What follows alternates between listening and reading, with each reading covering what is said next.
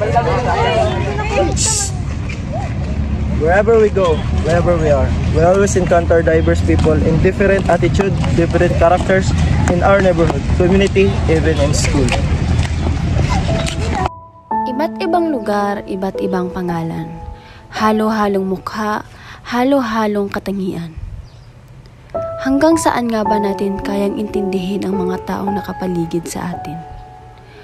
O singlalim ba ng dagat ang pagkakakilala natin sa mga sarili natin? Sino nga ba ang tunay na may sala? Ang mga taong ayaw umintindi? O mga taong hindi makaintindi? O yung mga taong sarili lamang ang iniintindi?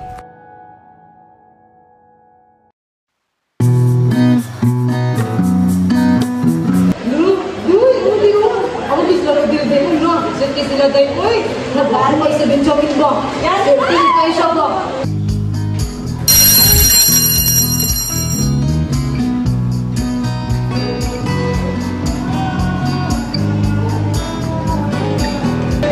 Guys, wala po ka may gawin. Mag-check mo ka, nag-buhay ka din gawin. Yan! Mag-inig kong gani. As in? Day! Magulagod ka? Tinuod ka, Day? Tinuod, lagin. Sama, nanindang tagay na pag-awa sa room. Dili niyo kung masagot daw. Kaya ako nagsugatong. Ako lang patong. Ang saya ng high school, senior years in my school. Bantayan niyo na sila pinakilin. Sulungan ka na. Hold, Day, hold. Sulungan ka na. School days, oh my high school days are exciting, guys. Saya.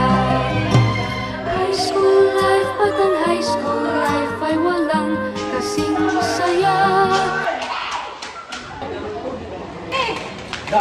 Day! Hoy, Jacqueline! Masa man ang game mo here?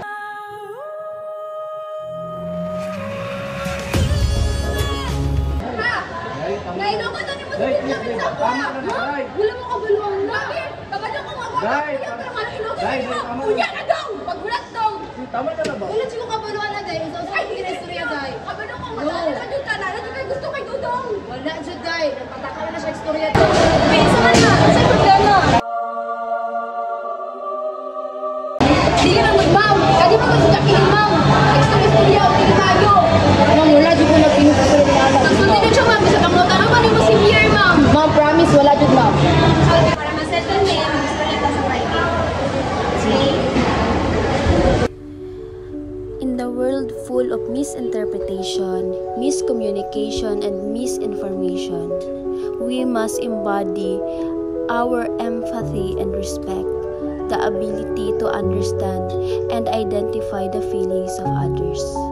And also, as a future educator, we must embody the conflict resolution, our ability to get the source of the problem and find a workable solution by weighing both sides.